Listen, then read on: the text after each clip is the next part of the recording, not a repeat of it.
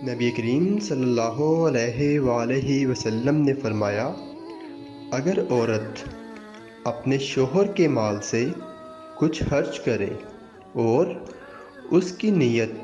شوہر کی پونجی برباد کرنے کی نہ ہو تو اسے خرچ کرنے کا ثواب ملے گا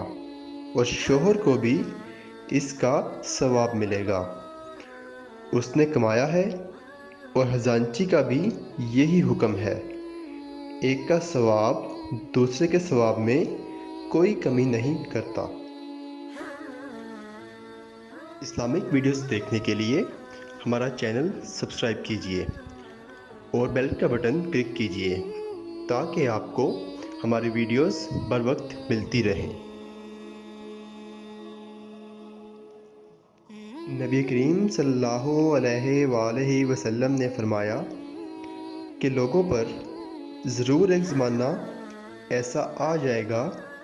کہ ایک شخص سونے کا صدقہ لے کر نکلے گا، لیکن کوئی اسے لینے والا نہیں ملے گا، اور یہ بھی ہوگا کہ ایک مرد کی پناہ میں 40 عورتیں ہو جائیں گی، کیونکہ مردوں کی کمی ہو جائے گی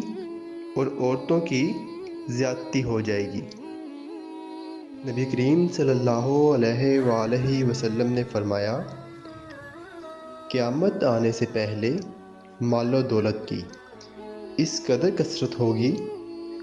اور لوگ اس قدر مالدار ہو جائیں گے کہ اس وقت صاحب مال کو اس کی فکر ہوگی کہ اس کی زکوٰۃ کون قبول کرے گا، اور اگر کسی کو دینا بھی چاہے گا تو اس کو یہ جواب ملے گا کہ مجھے اس کی حاجت نہیں ہے۔